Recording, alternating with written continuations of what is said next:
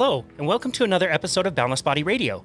I'm your host, Casey Ruff, and today we have another amazing guest to introduce to you now. Oliver Burkeman is a feature writer for The Guardian and is a former columnist for Psychologies Magazine.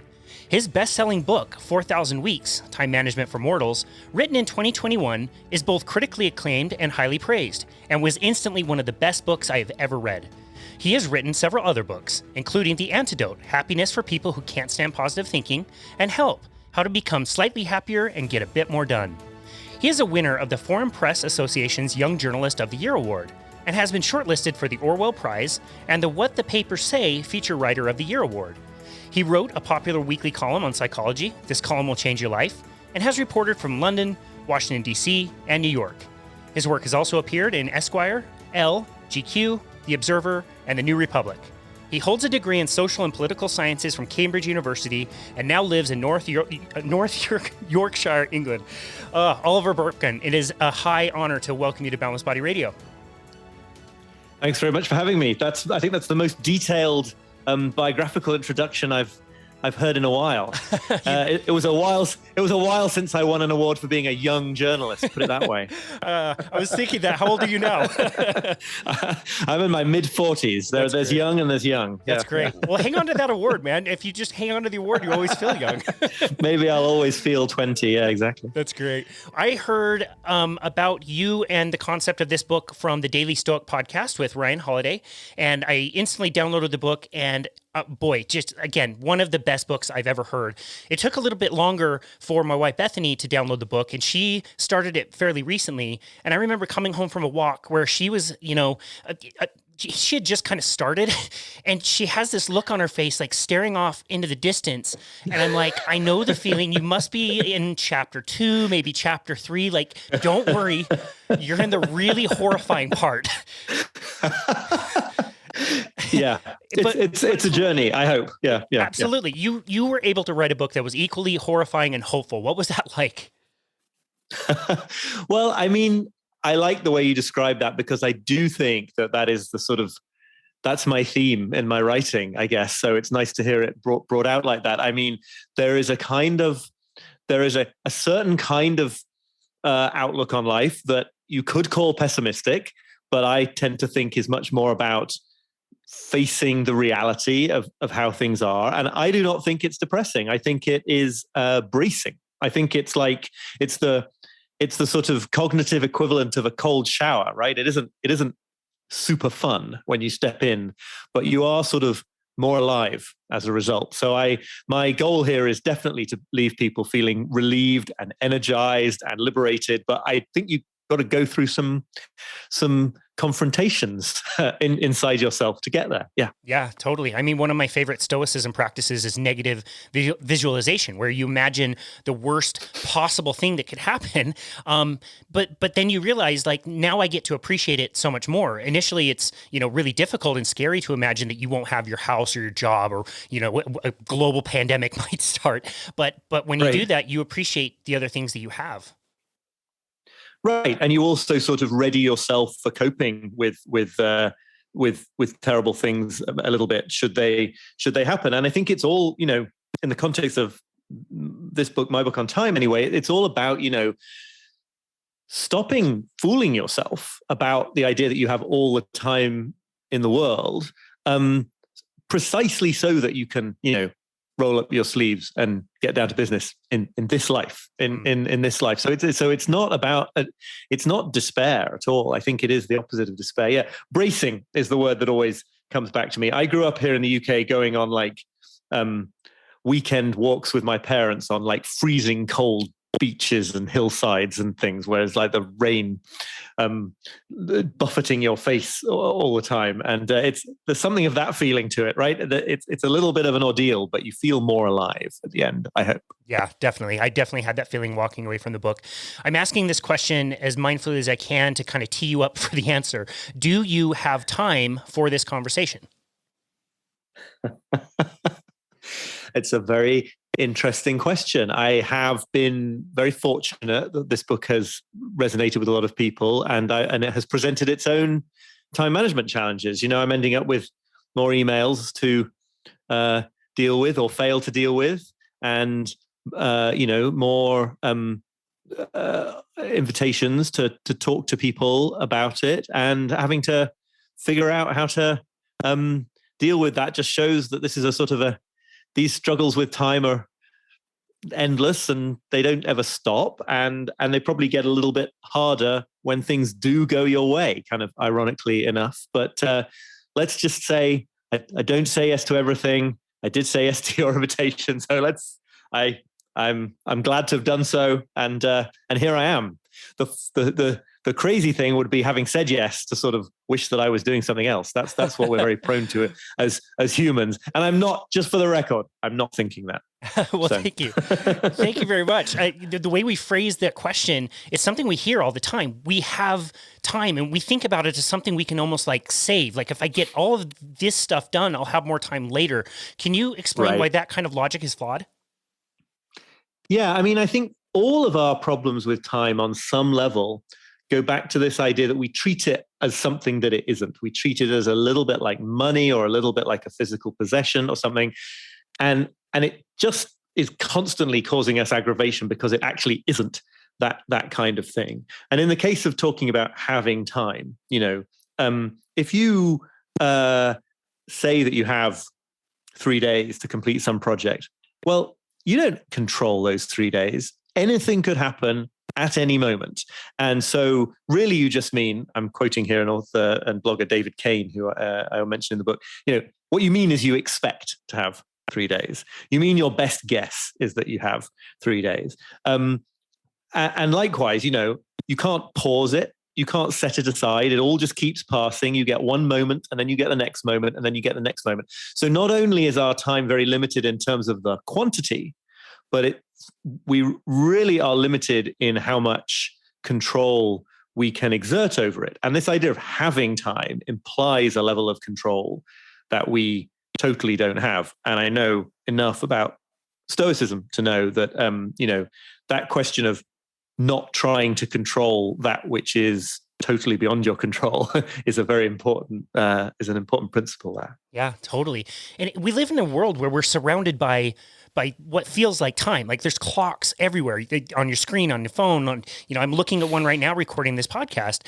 We kind of take it for granted a little bit, I think. And you did a great job, taking us back into time when there weren't really clocks around. Can you explain what a day would have been for somebody 500 years ago that may have been a little bit different for us now?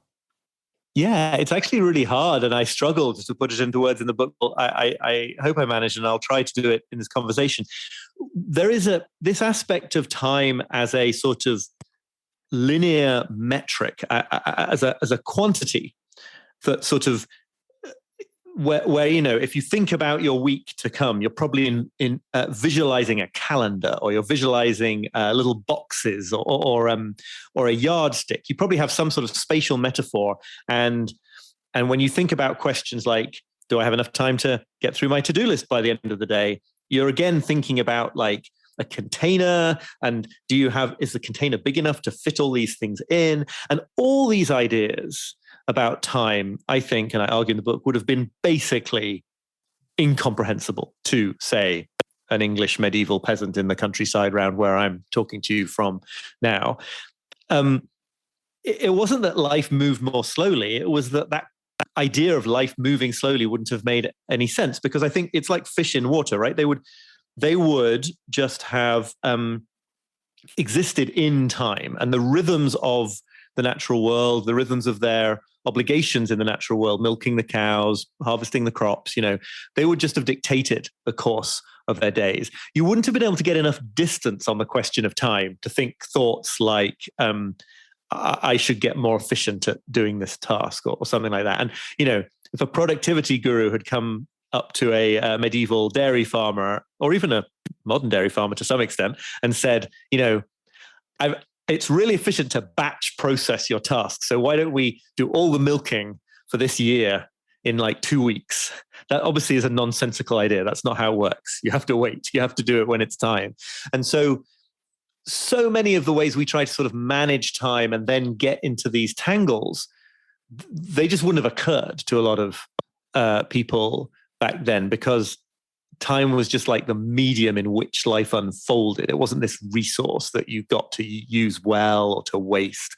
Now, I don't want to idealize, romanticize those times. I think there's very, very, very good results of the fact that we now have a different approach to time. But it's useful to remember that it's not the only one, and that we can sometimes, I think, hope to step out of that very stressful approach to time into that other one, because I do think that it would have been a much more peaceful and relaxing way to live, even though lots of other things about being a medieval peasant were like about as terrible as you can imagine.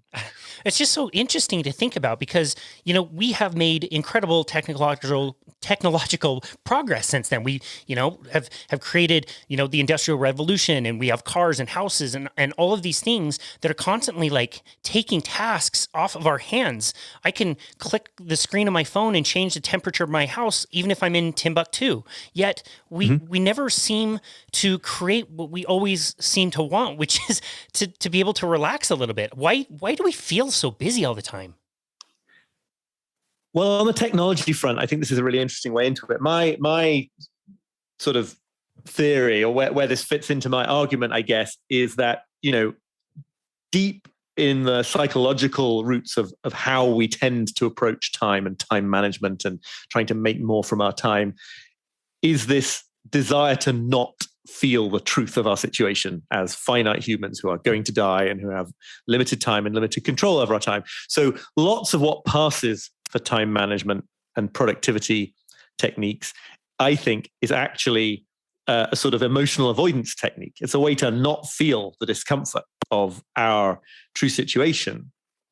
And so we engage in all these activities to try to feel like we're not limited, like we're limitless. And technology helps us do that, right? So if you can cook your food in a microwave in 2 minutes instead of waiting 2 hours for it in the oven, that makes you feel like you're getting closer to this stage where you're like immortal, where you're like the god of your time, where you don't have to be limited by physical reality. If you can use the internet to find information about what's happening 3,000 miles away in 2 seconds, it begins to feel like, okay, maybe I'm not this limited human being, but you still are.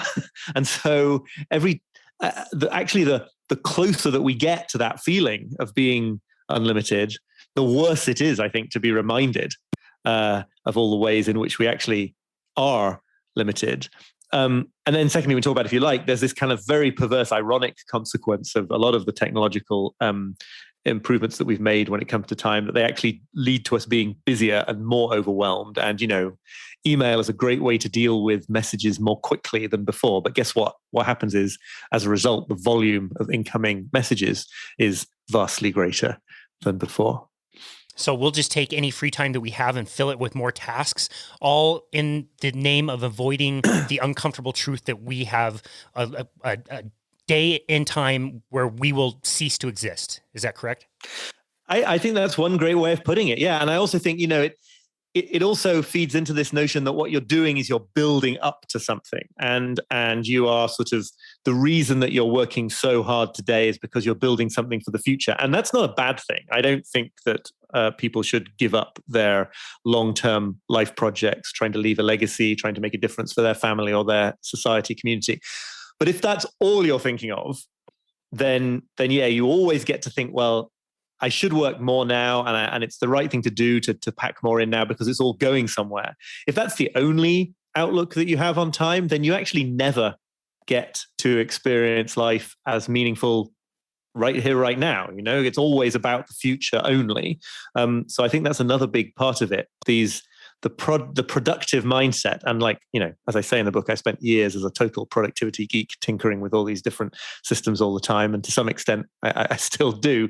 But if it's all to do with this idea that tomorrow or in a month or a year that you're going to enter this paradise world where you're finally in control of everything, then it's just a fool's errand. It's a wild goose chase. Yeah. Yeah. It's really interesting. I think it was Eckhart Tolle in The Power of Now that this phrase like smacked me in the face like a 2x4. Like the past never happened. It was only the present when it was happening, and now it's gone, and the future will never happen. It's only going to be the present always.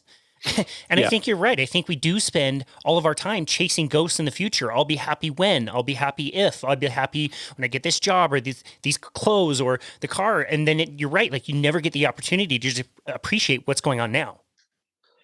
And I think yeah, totally. And I think it's always worth asking, like, what's the payoff for this mindset? Because as you point out, it's sort of perverse. It has this kind of effect where you don't get to enjoy life or to value life now. So the psychologist in me, or the sort of amateur psychoanalyst, wants to say, like, what are we getting out of that? And I think the answer is that what we're getting out of that postponement of meaning is precisely this idea that in the future, we won't have to feel the discomfort of what it is to be finite, limited human beings. It's like, no, we're working up to this paradise land in the future. And that means we don't have to actually say, no, this is it. Life is not a dress rehearsal. How you spend today is part of the answer to whether you lived a worthwhile, meaningful life. And you don't get to just say, no, it's all preparation for this future time when everything, I got all my ducks in a row. And I think that's really, it's not easy. It's unpleasant to face the truth that how you spend today is part of that answer. It's not just how you spend your time in a year once you've got all your systems sorted out and your house decluttered, et cetera, et cetera, et cetera. Yeah. I mean, it's almost easier to look back in the past and say, like, I had a goal to get a house. Now I have a house, and I thought I would be happier when I had the house. And now it's been a few years and I'm not happy with it. Like, something's wrong with it. Same with a new car or anything that we want in the future. We can just turn around and look at in the past and see that, yeah, that never really worked for us. Super interesting. So I really appreciate this, the efficiency kind of movement. There's a lot of content and books and things. You've already alluded to it about becoming a little bit more time efficient. And again, I appreciate it for what it is, but can you go into greater detail on what the efficiency myth is? Yeah, absolutely. And me too, right? I mean, the example I sometimes use is like, there are processes in your life, in your organization that you can make more efficient, and you probably should. And if it's taking you an hour and a half to find your clothes in the morning, like, you need to make some efficiency savings in terms of how you structure that part of your life. The point is not that efficiency is bad. The point is that if you pursue efficiency or optimization or just being able to do more things as your goal without any particular consideration of, what those things are, the end result is that you'll be, firstly, busier, not more at peace with time. And secondly, I think you will be busier with less meaningful stuff. So the basic point here is, like, we live in this world of infinite inputs. There is no limit to the number of emails. Functionally, there's no limit to the number of emails you could receive, number of demands your boss could make, number of ideas you might have for your business, number of family obligations you might feel, right? All of them, whether they're exciting things or burdensome things, there's just like no limit to those things. And yet our capacity for processing them is very limited. So if you get faster at getting through them, all you're doing is, it's like getting faster at, like, climbing up an infinitely tall ladder, right? You're going to be more rushed. You're going to do more things, but you're never going to get to the top. You're never going to get through it all. And in the meanwhile, you're going to actually make less good decisions about what you take on. Because if you tell yourself, like, I'm going to be able to do everything, then you're going to say yes to all sorts of things that you ought to be saying no to.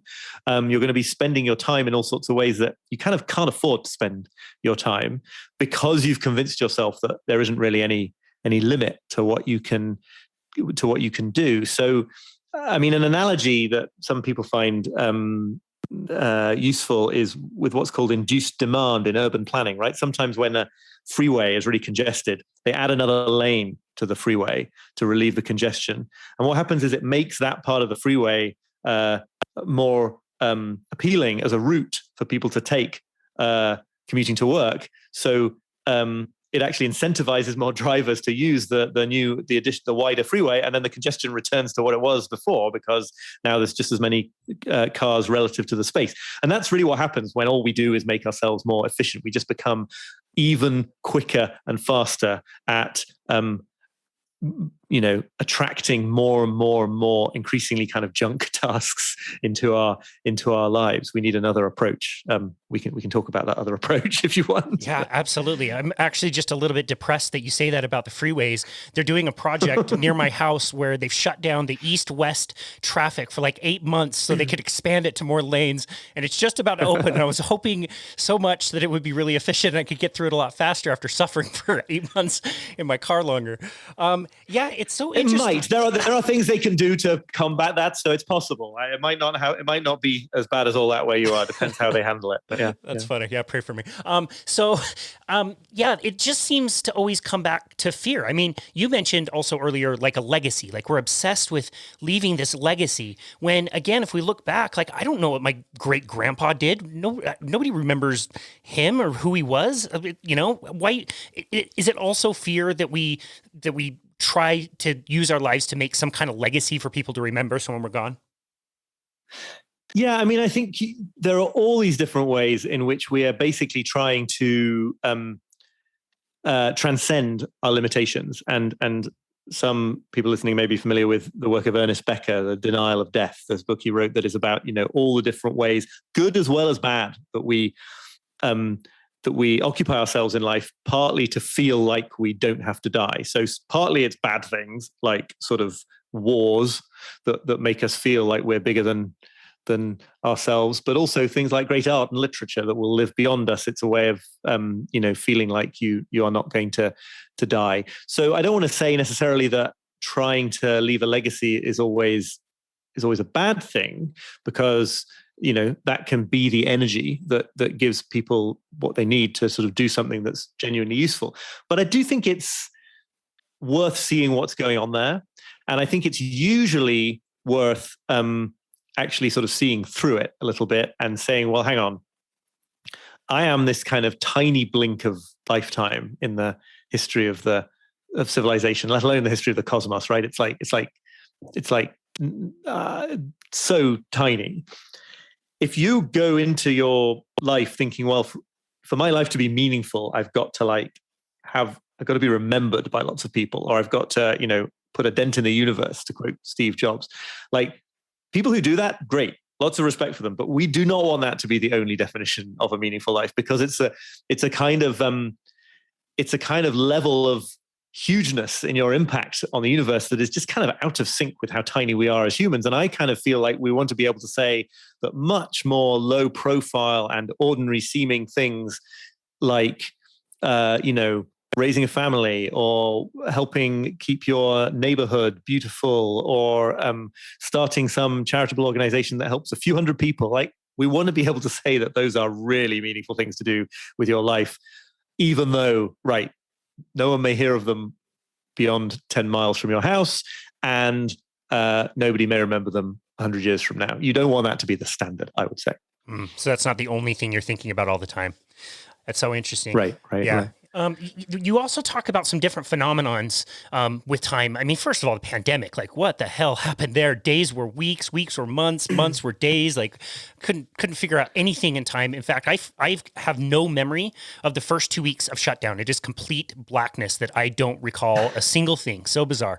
But there's also this weird paradox where it seems like the older we get, the faster time goes. What a cruel joke that is. Yeah, right. I mean, both of these phenomena, I think, are related to how we use landmarks and anchors and recurring time boundaries to make sense of time. And that was what was like lost in those lockdown days for those of us who were suddenly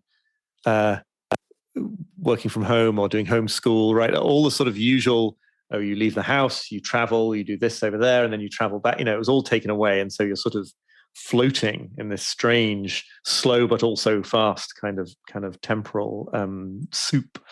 But then the thing about getting older and time seeming to go faster, which I think anyone who's older than about 25 will recognize, right? It always feels like childhood lasted forever. And by the time you're sort of my age, 46, you're sort of weeks and even months feel like they flash by in an instant, and it's sort of terrifying to wonder what it feels like when you're 80.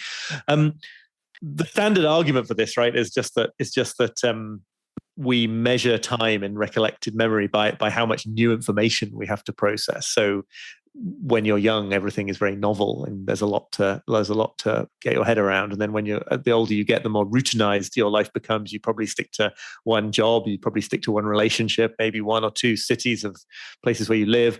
And so, gradually there's less and less to sort of mark out the boundaries. That's why, one obvious solution to that, which everyone talks about, is that you should do lots of new and exciting things in your life, even as you get older, which is true. If you can afford it and if you have the time relative to your family life and your work life, it's good to do.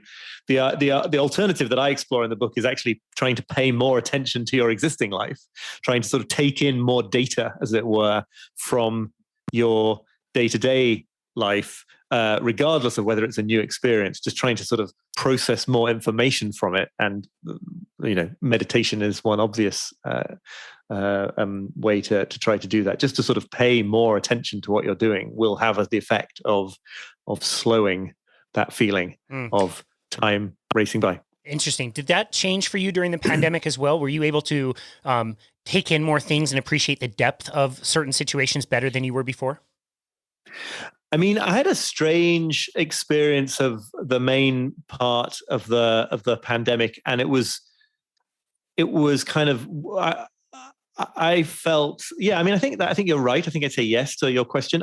We lived then in Brooklyn, very close to Prospect Park, which is the best park in New York, and I'll fight people for that for that argument. And so it was very easy at a time when people were talking about how everyone was like stuck inside. It was very easy to be out of doors a huge amount of the time, spend much more time in nature than I usually would have done. And even as winter drew on, I've always enjoyed socializing outside in the freezing cold, but now I could persuade my friends to do it too, because there was a public health reason for it. So, I've got some wonderful memories of kind of freezing cold, socially distanced picnics in Prospect Park. And yeah, nature, I think, it's a good example of that, right? It's like you suddenly like, oh, this is where I am. This is where I live. This is the ground beneath my feet. And I for sure explored like paths in that place that I'd never discovered before, and spent a lot of time just sort of immersing myself in the foliage. And at the beginning of it, was still pushing our son around for naps in the stroller, and by the end of it, he was no longer taking naps in the stroller. So that you do sort of did have a feeling. I had a feeling anyway of being in touch with a different sort of rhythm. I should say, I know that's a really fortunate account of the pandemic. It makes it sound idyllic, and that would be ridiculous. Of course, there were some stresses. There have been some stresses in my life, and there's been much worse ones in lots of people. Yeah, sure. Pros and cons for every situation, and I definitely respect that. That didn't work out as well for everybody, but there were opportunities to slow down. For me, it was loss of travel. Like I love to travel to get away from a life that was way too busy. And when, the busyness of the life stopped and then also travel was banned, it was like you had to go out into the neighborhood and appreciate new paths and new parks, like you said. And what a gift to be able to do that.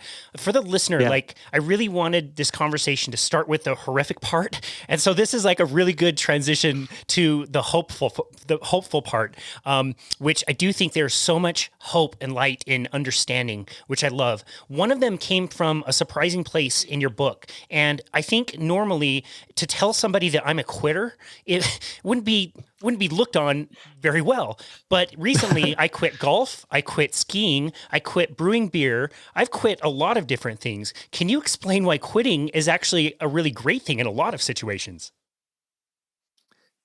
Yeah, I mean, I just think, again, this is all about sort of bringing ourselves a little bit, leading ourselves gently by the hand, whatever, into the truth, into reality, which is that the decision to do anything in life, with an hour, with a week, with a whole lifetime, is by definition the decision not to do a million other things with that period of time.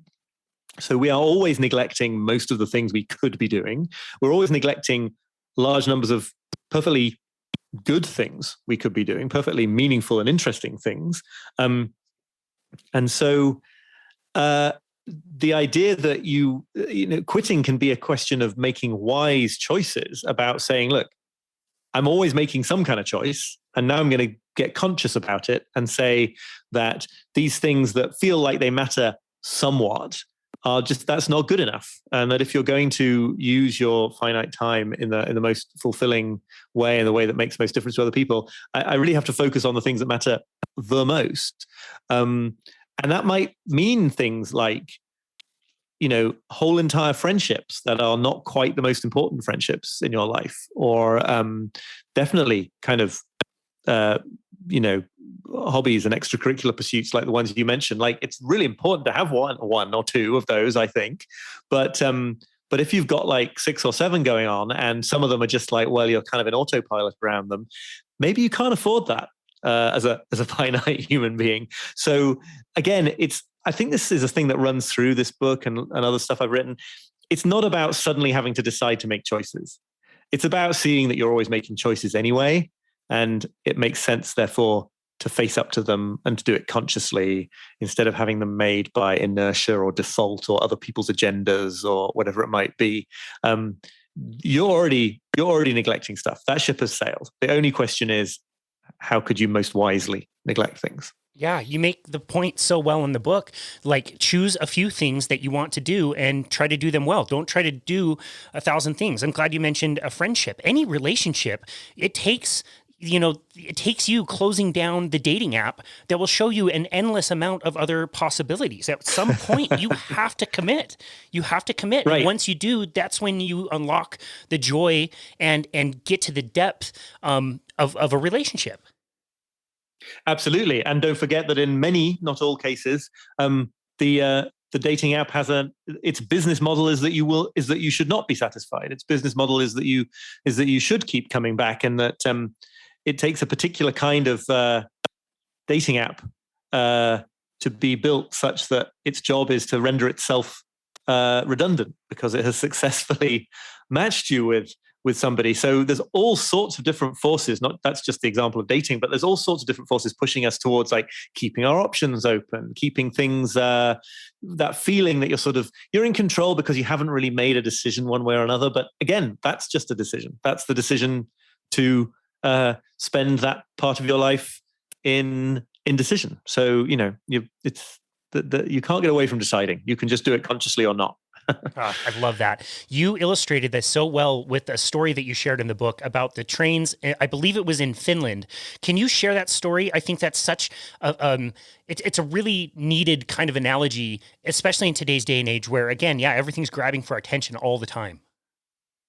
Are you talking about the Helsinki bus station theory? Yeah, so good. Okay. All right. Okay. Yes, it is Finland. It's buses, not trains, but it is Finland. Oh, gotcha. So no, don't worry. This is it's related because it's about patience, basically. It's about how we need to sort of accept that things take the time they take, and that you can't always just like dictate reality, even your own career in this case, on its own terms. So this comes from a Finnish-American photographer called Arno Minkkinen. And he says, think of your career like taking a bus from the main bus station in Helsinki, Finland. At the bus station, all sorts of routes depart from the same platform. So you go and get your bus, and a ton of other bus routes all leave from that same place. And then what happens is they all, for the first few stops out of Helsinki, it's a little bit complicated, this, bear with me, but for the first few stops out of through Helsinki, they all stop at the same places. And so he likens this to somebody who's learning to become a photographer. They collect a body of work over the first couple of years, which is equivalent to the first couple of bus stops. And then once they've accumulated that work, they take it to a gallery, and the person at the gallery says, no, this is just too similar to all these other work that already exists. In other words, the bus has been going on the same route as these other people's careers. And then that person, because they've spent the first couple of years of their career trying to do something original and they've failed, they just go back to the beginning. They go back to the bus station, they get on another bus. And the same thing happens because obviously all these buses are going on the same routes for the first few stops. And what they need to do, he says, is actually stick with it, be prepared to go through that period of apprenticeship and unoriginality where you are producing work that is derivative of other people's work, because it's after the buses get towards the city limits of Helsinki that they start to go off and diverge and go off in different interesting directions. So if your listeners have followed that rather forced bus transportation analogy, the basic point is just that that one of the ways in which we don't get to control how reality unfolds, I think, is that when we're doing creative work, I think the same would apply to relationships, to all sorts of other areas of life. There can be phases where you have to sort of go through something that feels not extraordinary, not like you're doing some amazingly unique thing, in order to get to that sort of time where you are producing original work, or you are in a really sort of deep relationship where you know the other person really, really well because you've been together for years. So it's that kind of patience that's required to get to the good stuff, as it were. I love that. That was very well explained, very easy to understand. And I think the example is such a good one that, to be really, truly good at something or to create anything of value, it's going to take some suffering, and deciding, like you said, being conscious about where that suffering is going to come from, where that boredom is going to come from, is really important to creating, whatever you're going to create in the world.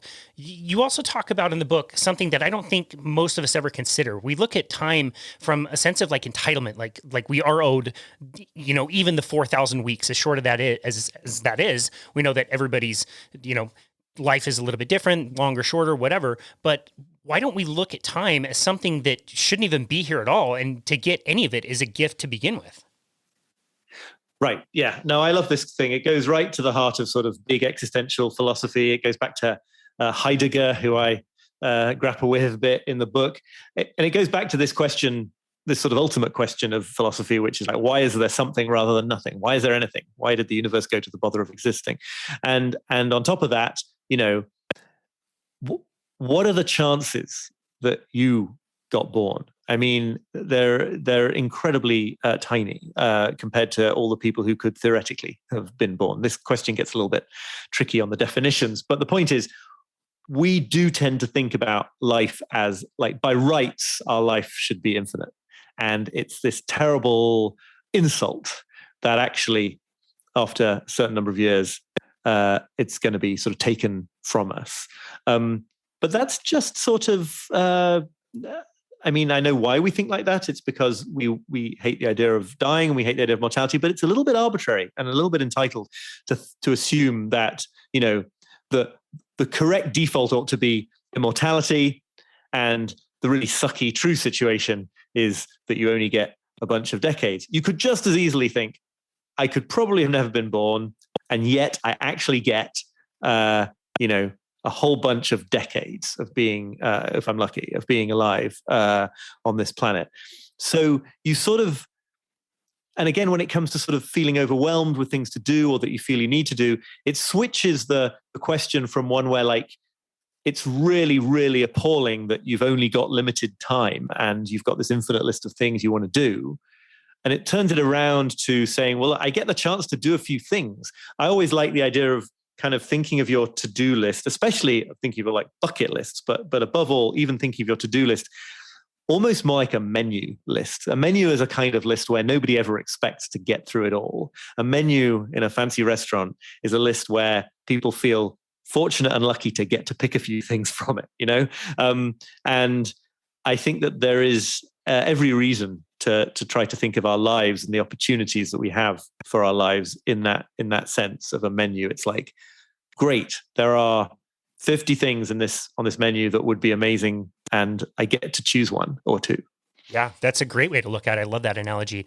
And I love something that you talked about earlier is it's, you will have that menu of some of the big things you want to do, in life, and you can choose a few, but there's also the day-to-day tasks and finding depth with the day-to-day task. You mentioned meditation as one. How does that help with understanding that even if you have to do the dishes and the laundry, that you're still living your life with meaning and purpose?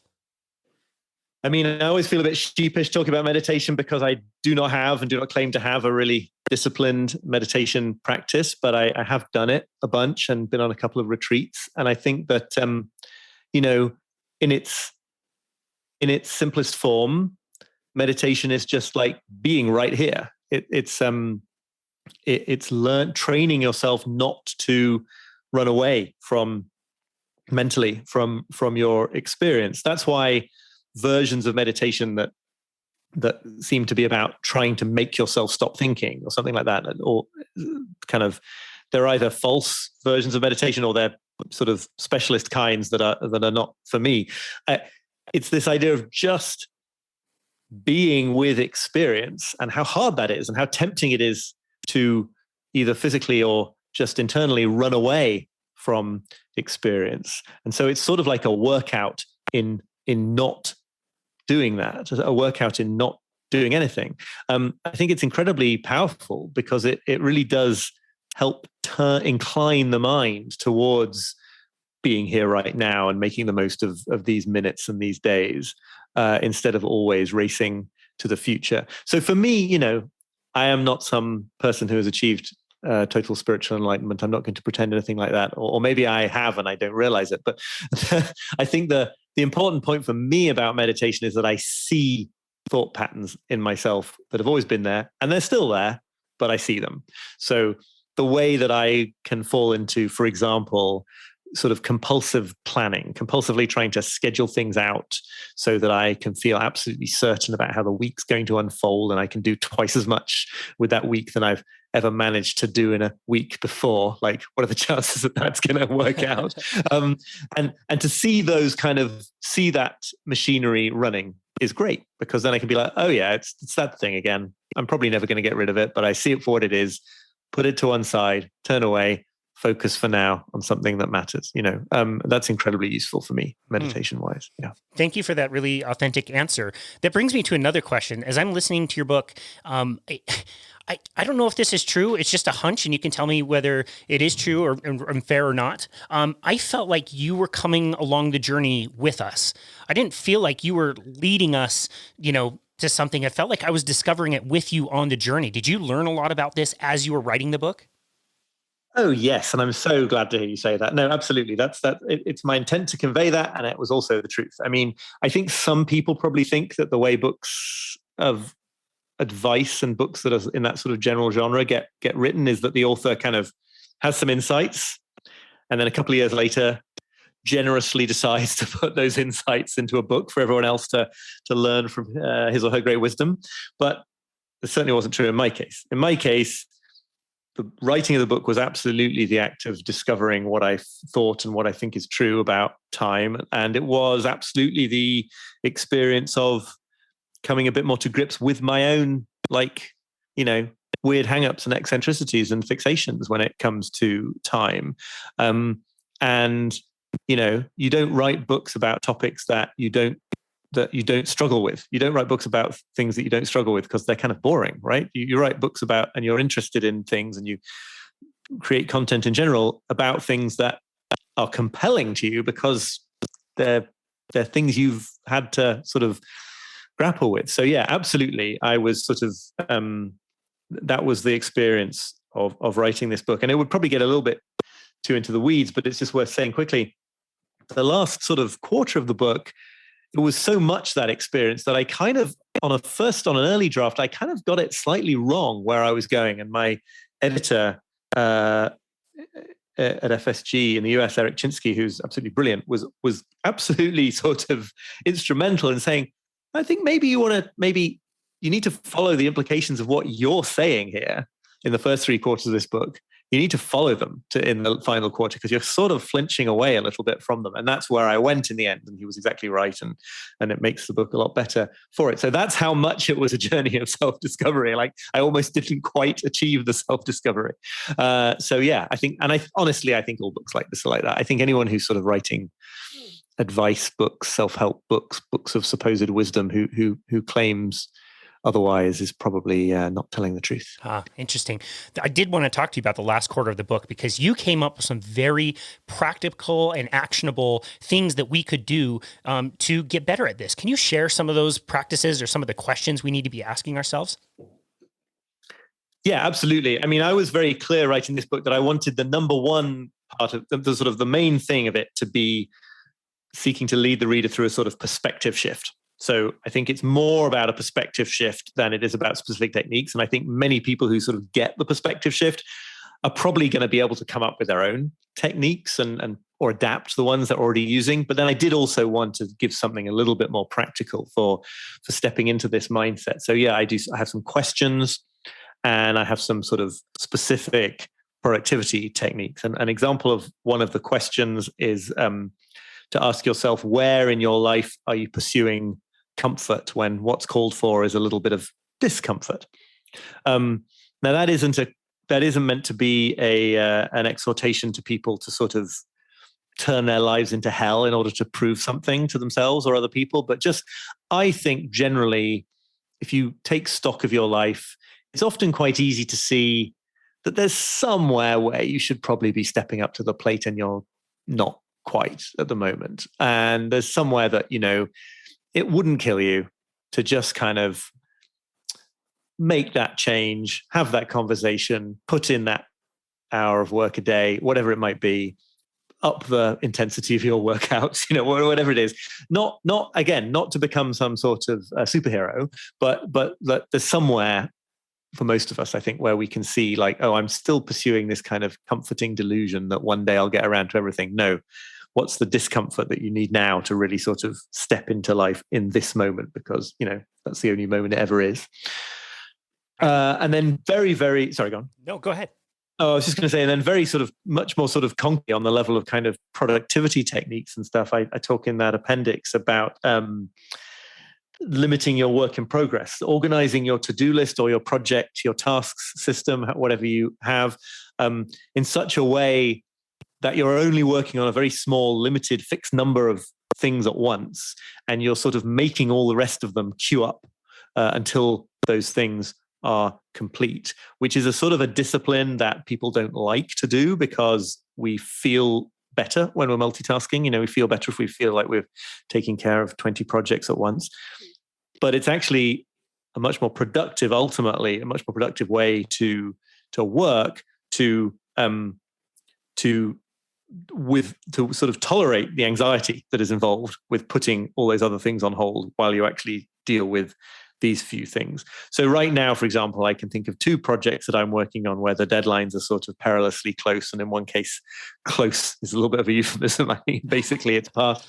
And it's very tempting to sort of frenetically dash between them because that makes me feel like I'm somehow going to meet them both quicker. But actually, the real solution is to oblige myself to put one of them aside, even though it feels too urgent to put it aside. Just put it aside, focus on one, live with that sort of background discomfort, get it done, move it off, move to the next one. It's the saner way, and it's ultimately the more productive way, but we don't want to do it generally because we really want to feel like we're sort of taking care of everything all at once. Yeah, sure. No, that's a great point. I love that you talked about the part about comfort and discomfort. When making life decisions, like I could say I could go to the gym, for 30 minutes, or I could go to the ice cream parlor for 30 minutes. So, which one do I want to do? And kind of asking the question about diminishing or enlarging. Is that what you mean by choosing between discomfort and choosing between something that is very comfortable? Yeah, I think it's very closely related. I'll just clarify that question maybe. This comes from a psychotherapist called James Hollis, whose work has been really influential on me. And he says that he brings this up particularly in the context of sort of big life choices, although I think it has applicability beyond that. He says, when you're facing a big life choice, the question to ask is not, which option will make me happy? Because we are terrible at knowing what will make us happy. And it's a very confusing question that mixes things like comfort with meaningfulness and just avoid it. The question to ask is, will this choice enlarge me or diminish me? And the thing that's so powerful about this phrasing is that at least after a while, you usually know, right? I mean, even if you're feeling completely conflicted on the level of what would make me happiest, or what would make my family happiest, you do actually know what would be the growth-oriented choice. You do know what would be the enlarging choice. And so this is very helpful, for example, in the context of, there are moments in jobs and in relationships when we encounter lots of suffering and emotional distress. And sometimes that's a sign that you should get the heck out of that job, get the heck out of that toxic relationship. But sometimes it's kind of like it's part of the process, right? It's part of growing as a worker or as a partner to sort of grapple with that kind of suffering and become big enough to contain it. And that is a classic example of when this enlarge, diminish question really helps, because you usually know, like if you're going through if there's a persistent issue in your relationship, say, you usually know whether that is something that it's unpleasant, but you're kind of growing as people by tackling it, or whether it's the kind of thing that is just making your soul shrivel every day and you need to like run 100 miles away from it. And so it brings a lot of clarity, I think, because we don't always want happiness. We don't always know what will make us happy. We do usually have a strong intuitive sense of what is taking us in a creative, growth-oriented, generative kind of direction in life. So when you look back on your career, when was a time that you not powered through, I guess is the wrong word, that you were able to overcome, your internal resistance to something that was enlarging to you? When was a situation that you're the most proud of looking back now? That's really interesting. I mean, a couple of things come to mind. I mean, professionally speaking, I've found that the best decisions I've ever made, I don't claim this is true for anyone else, but the best decisions I've ever made for my career have involved increasing the level of insecurity in my career. So it was, I haven't always made them sort of willingly. I came from the UK to the US working on the staff of The Guardian for a year. And at the end of that year, I went to see the editor and said, like, I really love working in the United States. So please, can I stay on staff of The Guardian with my secure job, but remain in the United States, even though my secondment has come to an end? And he said, I'm sorry, but actually, no, you can't. So that was when I decided to go to become a freelancer. And that was a really great decision because it enabled me to carry on writing for The Guardian, but also to write books. But again, I wouldn't have chosen it if I hadn't had it foisted on me. But again, that was a decision in favor of less security, and it was more opportunity. And then there have been various versions of that since then to do with my sort of portfolio of work that have involved, like, it's sort of cutting cords and getting rid of security blankets or safety harnesses or whatever the metaphor should be, that lead to those opportunities, even though they don't feel happiness inducing at the time. And then just quickly, I can also remember a time soon after I arrived in the United States when there was a sort of possibility of just returning back to the UK. And at that point, to have done that for me would have been running away. It would have been failing to face the music. It would have been returning to the things that were most comfortable. It would have been diminishing. Now, 12, 15 years later, we have, as a family, just returned to the UK. And I hope that meant something different at that point. It was actually sort of a new adventure. It was something that was, enlarging rather than diminishing. And but at different points in your life, staying with things and places and people or leaving them can be the enlarging or the diminishing choice. It all depends on the moment and the situation, I think. Thank you for sharing those situations. That's tremendous. Can you talk a little bit about some of your future projects, or do we have to keep those under wraps? It's not top secret. It's just very sort of, I'm very much sort of finding my feet in a new phase now because, I wrote the book and then I chose to bring the Guardian column to an end after many years, and launched this email newsletter, which has been a big revelation to me because it's sort of, an amazing opportunity to sort of connect with people and have conversations in that way. Now I've been doing all this talking and speaking and writing about the book. So now I'm just sort of reorienting and trying to figure out what the next way to sort of take these messages forward and explore and have these conversations about all these issues, limitation and facing finitude and building a meaningful life in these ridiculous times that we live in. And I'm doing that partly through journalistic writing and partly through this email newsletter. And I'm just sort of just sort of figuring it out. So I don't have all that much to say, but it's not because it's all secret. Or it is. It's a secret. It's a secret even to me. Put it that way. Gotcha. Well, that's pretty cool. Cool that you're able to pivot like that. It must be tough to have that deadline coming up, but yeah, we really appreciate that and appreciate all your work. Your newsletter is fantastic. Where can people go to find that? All of this, the books and the newsletter and everything is all at my website, oliverburkeman.com. So it's BURKEMAN.com. And the newsletter is called The Imperfectionist, and you can find a link to it. That's great. To sign up on the site. That's great. I wanted to ask you, you mentioned this in the book, and I thought it was very powerful. I don't know if it came from you or if you were quoting somebody. Doing something for the last time. There is going to be a last time that you do every single thing in your life, whether it's going on a run or, going on a swim or eating a meal or hugging your wife or whatever it is. Is that something that you think about personally? I do think about it a fair amount. I mean, this came originally from Sam Harris, who sort of pointed out that it's not just that there'll become a last time when you do all these things, but that it's a very rare cases that you're going to know it's the last time. So yes, certain relatives on their deathbed, that might be, a tragic situation where that is something for the last time.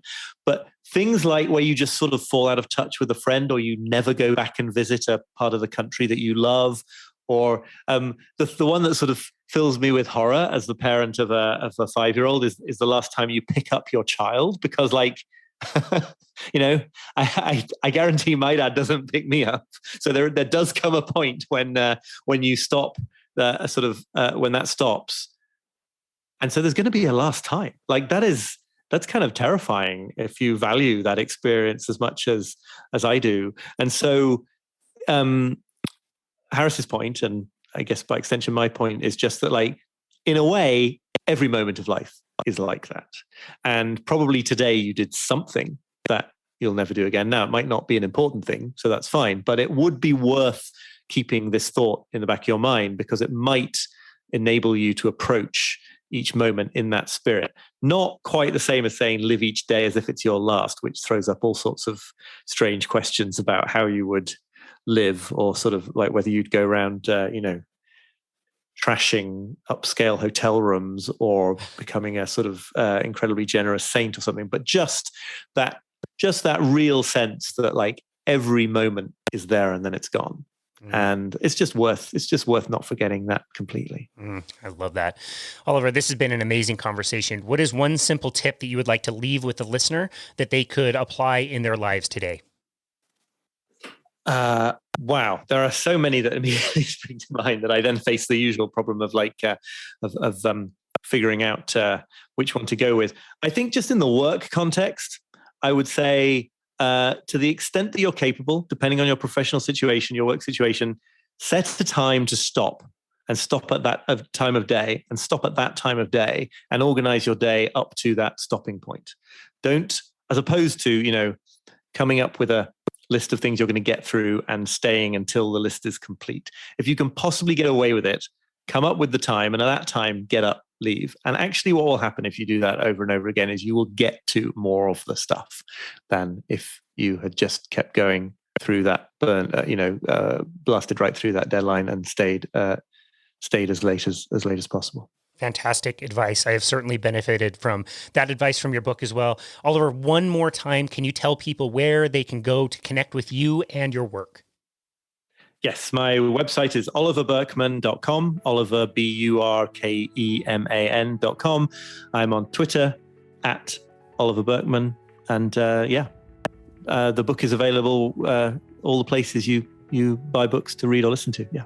That's great. We will link to that in the show notes. Oliver Burkeman, best-selling author of 4,000 Weeks, Time Management for Mortals. Thank you so much for your work and for pressing through some of this stuff and the self-discovery that you went through and sharing that with the rest of us. I can definitely say that I benefited greatly from your book. I highly recommend it to all of the listeners, to anybody I meet. I'm always talking about it. I think it's a tremendous work and a really great way to help appreciate every little moment of our life just a little bit more. So thank you so much for taking the time to create it, and thank you for taking the time out of your busy career to come to talk to us. We really appreciate you and your work. Thanks so much, Casey. I've really enjoyed it. Awesome. and this has been another episode of Boundless Body Radio.